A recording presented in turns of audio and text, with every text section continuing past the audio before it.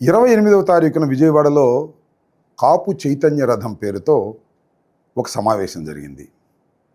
ఈ సమావేశంలో బ్యాక్గ్రౌండ్లో వంగవీటి మోహన్ రంగారావు గారు, పవన్ కళ్యాణ్ గారు ఫోటోలను వేసి ఈ సమావేశాన్ని నిర్వహించారు.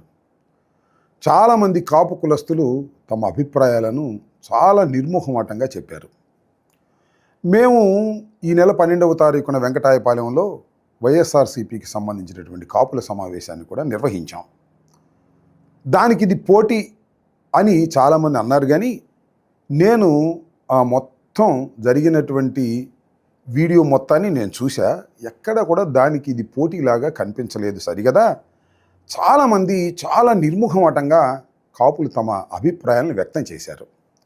దానిలో మొదటి అభిప్రాయం ఏంటంటే, ఈ రాష్ట్రంలో పవన్ కళ్యాణ్ గారికి కాపులు అండగా ఉంటారు చీలిక లేకోకుండా అనేటువంటి మాట మాట్లాడారు. సంతోషం, దానికి ఎవరికి అభ్యంతరం లేదు. ఉండేవాళ్ళు ఉంటారు, ఉండని వాళ్ళు ఉండరు.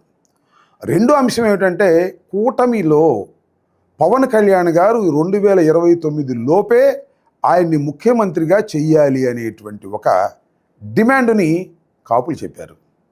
ఇది చాలా ఇంపార్టెంట్ అయినటువంటి అంశం అని కూడా ఈ సందర్భంగా నేను చెప్తున్నా. దీనితో పాటు గత 2 సంవత్సరాల్లో కాపు కార్పొరేషన్కి ఒక పైసా కూడా ఇవ్వలేదు, కాపు కార్పొరేషన్కి వెంటనే నిధులు ఇవ్వాలి అనేటువంటి మాట కూడా మాట్లాడారు. దానితో పాటు రాబోయే స్థానిక సంస్థల ఎన్నికల్లో కాపులకు సరైనటువంటి ప్రాధాన్యత ఇవ్వాలి అని నొక్కి చెప్పారు. ఈ మొత్తం ఏ నేపథ్యంలో జరుగుతుంది అంటే, పవన్ కళ్యాణ్ గారు 11వ తారీఖున కాకినాడలో ఒక మాట చెప్పారు. ఏమిటి కులాలు? ఈ కులాల వల్లే కదా సర్వనాశనం అయిపోతుంది సమాజం. ఈ కులాలన్నింటినీ కూడా పక్కన పెట్టి, కులతత్వాలని పక్కన పెట్టి మనం రాజకీయం చెయ్యాలి అనేటువంటి మాట మాట్లాడినటువంటి నేపథ్యంలో కాపులందరూ సమావేశమయ్యి పవన్ కళ్యాణ్ గారికి సపోర్ట్ చేసేటటువంటి పరిస్థితికి వచ్చారు. ఎందుకు ఇలా జరుగుతుంది? ఎవరైనా వెనకుండి దీన్ని నడిపిస్తున్నారా, లేక వాళ్ళంతటా వాళ్ళే ఈ సమావేశాన్ని పెట్టారా అని ఒకసారి ఆలోచిస్తే భిన్నాభిప్రాయాలు ఉన్నాయి దానిలో. ఒకళ్ళిద్దరు మాత్రం ఆ సమావేశం యొక్క ఉద్దేశాన్ని చెడిపోయే విధంగా మాట్లాడారు.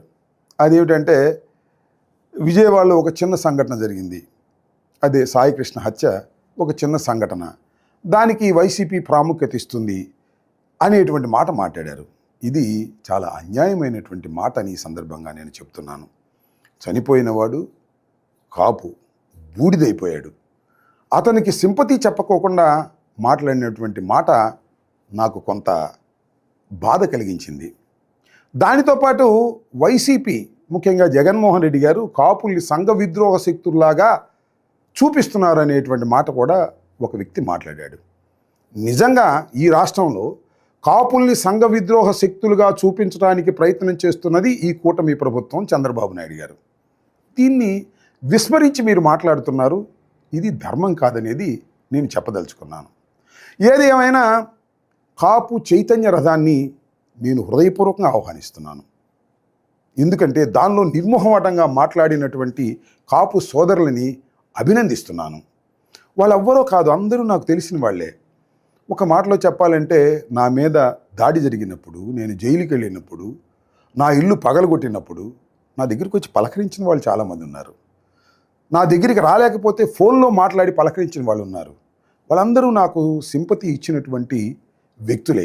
వాళ్ళందరూ సమావేశమయ్యారు. కాపు చైతన్య రథం పేరుతో ముందుకు సాగాలని వాళ్ళు అనుకుంటున్నారు. చాలా సంతోషం. నిర్మోహమాటంగా మాట్లాడినటువంటి కాపు సోదరులు కాపు చైతన్య రథంలో కొంతమంది ఉన్నారు. వారిని నేను అప్రిషియేట్ చేస్తున్నాను. దాని మీదే స్టాండ్ అవ్వండి. కాపులకు అన్యాయం జరగకూడదని, కాపులకు సరైన షేర్ రావాలని కూటమిలో, కాపులకు స్థానిక సంస్థల్లో మంచి ప్రాముఖ్యత ఇవ్వాలని, అదేవిధంగా కాపు కార్పొరేషన్కి సంబంధించినటువంటి నిధులను విడుదల చేయాలని మీరు డిమాండ్ చేయటాన్ని ఒక కాపు సోదరుడిగా మిమ్మల్ని అందరినీ అభినందిస్తున్నాను. మీరు మాకేం వ్యతిరేకం కాదు. మీరు సమయం వచ్చినప్పుడు కాపులందరూ కూడా కలిసి ఉండాలని కోరుకునేటటువంటి ఒక మంచి మనస్తత్వంతో మీరు కాపు చైతన్య రథాన్ని నడుపుతున్నందుకు సంతోషం. మరింత స్పీడ్గా నడవాలని కూడా ఈ సందర్భంగా నేను కోరుకుంటున్నాను.